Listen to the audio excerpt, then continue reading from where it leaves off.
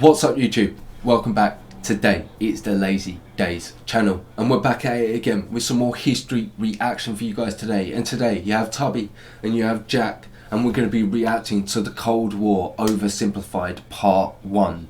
We're really looking forward to sort of doing this. We've done the World War 1 series, the World War 2, so we thought we would jump onto the Cold War, which is just afterwards from Oversimplified. Obviously the first episodes we're obviously just have a general knowledge of the sort of Cold War and just looking to sort of find out the exact dates of things and so on and so forth. And see what else was going on. Yeah. Just get a more detailed idea of what was going on. Exactly.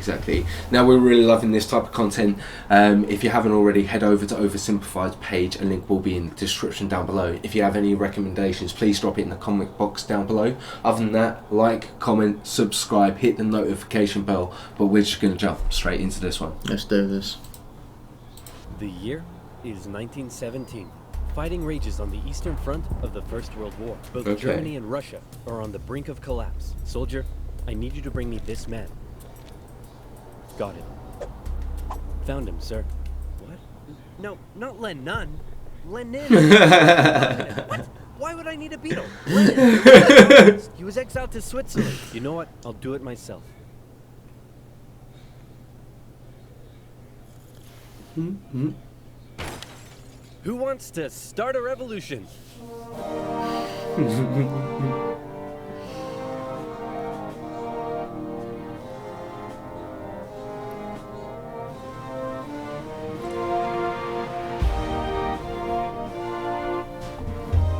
The Germans put Lenin on a train and sent him all the way back to Russia, hoping he and his mates would create an internal crisis. And create an internal crisis they did. The government was overthrown, and Lenin was in charge. He immediately pulled out of the First World War, made the country communist, started a 3-year-long civil war, got shot, broke the economy, caused a famine, and then he died. On his deathbed he said, "Hey man, tell whoever's in charge of giving people jobs not to let that jerk Stalin become the next leader. By the way, who did I put in charge of giving people jobs? That would be Stalin, sir."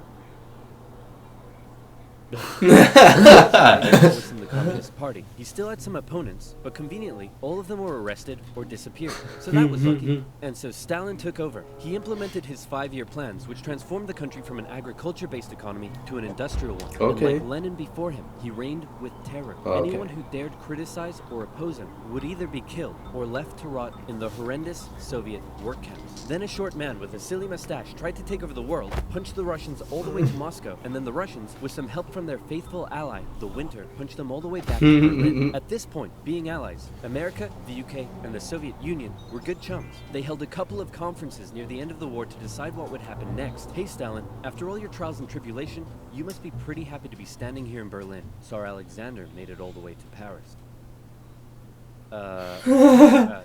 Just give me a second. Hey man, I think something's up with Stalin. I know, right? What should we do? Shall I tell him about the bomb? Yeah, tell him about the bomb. That will scare him. So, we got this crazy new big A-bomb that can destroy an entire city in one go. Yes, my spies told me already. Oh wait, I meant to act surprised. Wow, that's amazing. Am I sure I want to send nuclear secrets via unsecure Am I ever? Now where were we? Oh yeah. Does the A stand for atomic or ass? They dropped their big A-bomb on Japan, and World War II officially came to an end. Hooray, we won! Okay, so now it's time to establish the New World Order. Stalin, you're in charge of Eastern Europe. Now, we want you to let them all hold elections. Oh yes, of course, elections. And these elections will be free and fair, right? Oh yes, certainly, free and fair. Definitely free and fair. Communist, communist, communist, communist, communist, communist. If that's not free and fair, I don't know what it is. The Soviet puppet governments were established as a buffer zone between the USSR and the West, with Churchill proclaiming an Iron Curtain had descended across the continent. The relationship between the old allies was deteriorating fast. Over the next few years, the British intervened in the Greek Civil War to prevent a communist takeover. In Turkey, the Russians began demanding more control of Turkey's sea access routes, which prompted the US to send their largest battleship to Turkey for a friendly visit. After World War II, Iran was now occupied by both the Soviets and the British, with an agreement to both pull out once the war was over. The British pulled out. Stalin was like, you know what? I think I might stick around. All in favor of kicking Russia out of Iran? You want to know something? you guys suck. Prussia forced the Soviets to leave, and with the establishment of NATO, the Soviets had no doubt that the West was out to encircle and destroy them. And America announced the Truman Doctrine, in which they basically said, those guys are not cool, cannot be trusted, and we will do everything we can to prevent the spread of terrorism around the world. Many view this moment as the official declaration of the Cold War. Back in Europe, everyone was living in a post-apocalyptic void brought on by the Second World War. Cities reduced to rubble, not enough food. It was terrible. This is great. The more they suffer, the more likely it is they'll turn to communism. Dude, you're really messed up. What's wrong with you? My father used to punish me severely. America realized what was going on and quickly. I think you was hit as a child, under the Marshall Plan, they sent $12 billion to Western Europe for its economic recovery. The countries of Stalin's Eastern Bloc looked on with envy. Hey, Czechoslovakia, you want to come get some economic aid? Yeah, but I have to check with my mom first. Sorry, America. I can't come. This was a full-on economic battle raging between capitalism and communism in Europe. If the Western nations developed faster and better than the East, that would be a defeat for Stalin. So he set up his own rival economic recovery plan, which he called Comecon, and he also set up Common Form, which gave him more political control over the Eastern Bloc. Nowhere did this economic battle rage harder than in the city of Berlin. Caught over 100 miles behind Soviet lines, the city had been divided up between the Allies, and the western segments were still under Western control. East Berliners could travel freely to West Berlin, see the economic prosperity and think, maybe this communism thing ain't so great after all. I'm gonna have fun tonight. Oh. You're home late. Oh. I was just out with my friends. Friends? You stink of capitalism. You're out engaging in imperialist debauchery again. I swear, Ivan, I can't keep doing this. Stalin wanted the West out. So he said, hey, guess what? I'm blockading all of your supply routes to West Berlin. What are you going to do about it? I suppose we'll just fly the supplies in. Well then. All right, Truman. You win this round. The Berlin airlift was an incredible undertaking and a major success for the Western 300,000 Stalin ended flights. his blockade of West Berlin. His aggressive actions worried the West, but not as much as this did. Oh, yeah, they got their The first one. Soviet Union had developed their very own atomic bomb. The USA no longer had a nuclear monopoly. The world now knew that if a major war broke out between the two superpowers, it would be more destructive than anyone could imagine. So it was comforting when Stalin came out and said that war between the Soviet Union and the West was unlikely. Oh, wait, inevitable. He said it was inevitable. Hey, you know who I haven't checked in on in a while? My good Scary. friend China. Whoa, what happened to you? What happened to them was a full-blown civil war that had been going on since 1927. The People's Liberation Army, under the leadership of Mao Zedong, successfully defeated the Republic of China, who fled to Taiwan. The now communist China and the Soviet Union signed a mutual defense treaty. This was terrible news for the West. But wait. There's more. After the Second World War, Korea was divided along the 30th parallel. In the north, the Soviets set up a communist regime. In the south, America set up an anti-communist regime. Both were led by very sweet-looking old men, but don't let that deceive you. They were both ruthless dictators, and both dreamed of reuniting Korea under their own regime. Now that he had the bomb, Stalin was feeling a little more cocky, and he finally gave Kim permission to attack. The North launched a surprise invasion of the South on June 25th, 1950. With Soviet aid, the North Koreans steamrolled through, taking Seoul in just 3 days and replacing one ruthless dictator with another. The UN were freaking out and quickly created an emergency force made up of troops from 16 countries to defend the South. The West still held Busan and made landings at Incheon near Seoul. I didn't realize They they'd pushed done that North Koreans much. out of Seoul, Like, they replacing the conquered that ruthless much dictator and that they had put it in replaced the war. first ruthless dictator with the same ruthless dictator that had previously been replaced by the new ruthless dictator. And the West then continued all the way up the Korean peninsula. At this point, China was getting worried that the UN may just keep going. The US had sent this guy to lead the operation. After winning the Pacific theater of World War II, General Douglas MacArthur's head was big, and his balls were bigger. He assured President Truman that there was absolutely no way at all that the Chinese would ever get involved. Meanwhile, 500,000 Chinese troops were crossing. Yeah, I bet they Korea. would get involved. Nuke 'em. No. Nuke 'em. No! Oh, come on! The US considered the nuclear option, but now that the Soviets also had the bomb, they didn't want to risk all-out global destruction. The communists pushed the West right back almost to the exact same spot they had all started from, and they ended up in a stalemate, where they remained until both sides finally agreed to work towards a peace settlement in 2018. Back in America, Americans decided they wanted a new president who would be tough on communism, so they elected famed World War II General Eisenhower, who was really hard to draw. It's 1953. Hey, Stalin, how you doing? Oh, he's dead. He had a cerebral hemorrhage and his reign of terror kinda came back to bite him in the ass. Because he had imprisoned all of his best doctors, and those that were left were too terrified to treat him. The new leader, Nikita Khrushchev, called a meeting and said, hey guys, you know how Stalin was imprisoning and murdering us all for doing basically nothing? Yeah, he was kind of a jerk. I'm really not sure how this is news to you. Khrushchev went on a campaign of de-Stalinization. Statues of Stalin were taken down, Stalingrad was renamed, and Khrushchev announced that he wanted the Soviet people to be happy and would allow greater freedom in the Soviet Union. So how did that work out? Well, an uprising in East Germany was brutally suppressed, a revolution in Hungary was brutally suppressed, and demonstrations in Poland were brutally suppressed. Although he did finally allow some mild reforms. Back in the Soviet Union, he permitted more cultural expression, but then began banning stuff based on his own personal taste. Modern art looks like a child urinated on a canvas. Banned. Jazz music sounds like the feeling of needing to fart. Banned. Your poetry is really depressing. How could anyone in the Soviet Union be depressed? You're banned. Khrushchev wanted the Soviet people to be happy, but not like that, or that, or that.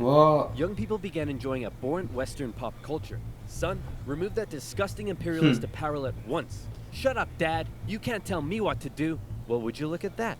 Turns out he can tell me what to do. Western initially liked the cut of Khrushchev's jib, but world events soon soured relations even more. The two sides were spying on each other a whole lot throughout the Cold War. The KGB had spies and informants in nearly every aspect of Western life and government, so much so that whenever the US tried to send spies into the Soviet Union, the KGB were usually ready to arrest them on the spot. Members of the Manhattan Project aided the Soviet Union in acquiring the bomb. Some American officials believed they were on the wrong side. I'll sell you 3 secrets for $5 million. Okay. Go ahead. The Allies are digging a tunnel under East Berlin to tap your communications. There's an American agent living at this address in Moscow, and sometimes, when I'm home alone, I like to put on my wife's dresses, sit in the corner, and cry for hours. Very interesting.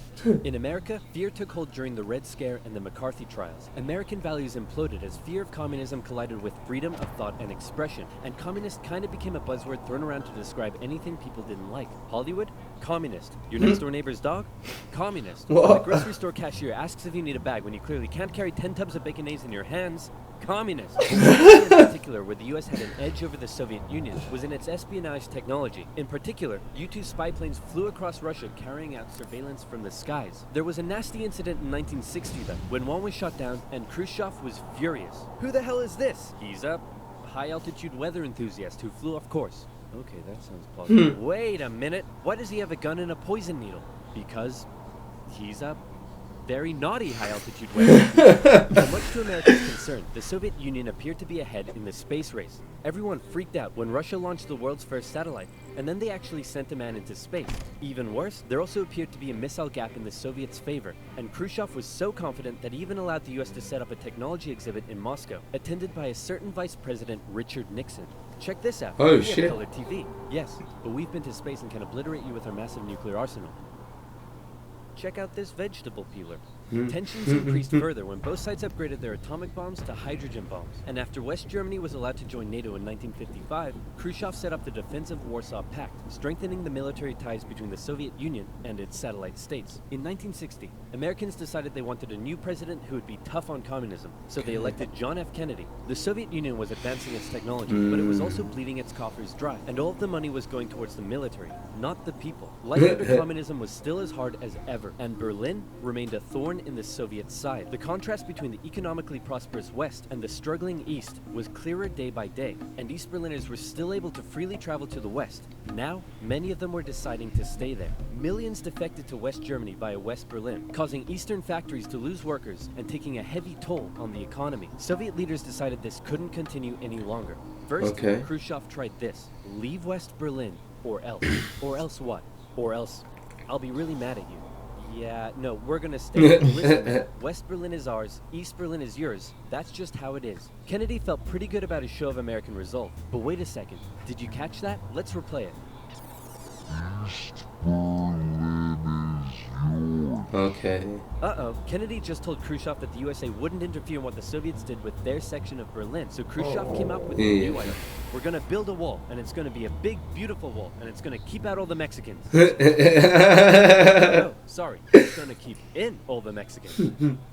On August 13, 1961, Berliners woke up to find their city divided into two, with barbed wire and guards blocking the border between East and West. Over time, a wall was constructed throughout the city. Families were torn apart. Thousands would risk their lives escaping over the wall, and hundreds would die trying. To the despair of Berliners, the West were unable to do anything about it, but the wall did put on full display the failure of the communist system. As Kennedy said, democracy is not perfect, but we have never had to put a wall up to keep our people alive. As part of the agreement agreement between the two Strong. sides, U.S. Yeah. diplomats were still allowed to travel to East Berlin, but suddenly, East Berlin crossing guards started giving them the business, and Okay. Kennedy was like, nah. In October, the U.S. rolled tanks up to the crossing point at Checkpoint Charlie as a show of strength. The Soviets did the same, and the two were in a standoff. They stayed like that for 16 hours, and the world braced for nuclear Armageddon. Thankfully, though, Kennedy called Khrushchev directly and was like, hey man, this is getting way too hot. How about you back your tanks up by an inch and we'll do the same? Sounds good. Okay, how about you back your tanks up by another inch and we'll follow Okay. suit? Alright, hey, you want to do another inch? And they both very slowly inched away from the apocalypse. You, let's hope that's the biggest crisis of my presidency. It wasn't. That was the end of that episode. I very much enjoyed it. What about yourself, Jack? Yeah, I did, man. I did. I'm definitely Perfect. looking forward to part 2. I am as well. We'll have a little catch up in the next episode, but that's it from us today. If you enjoyed the content, like, comment, subscribe, but we'll see you in the next one. In a bit.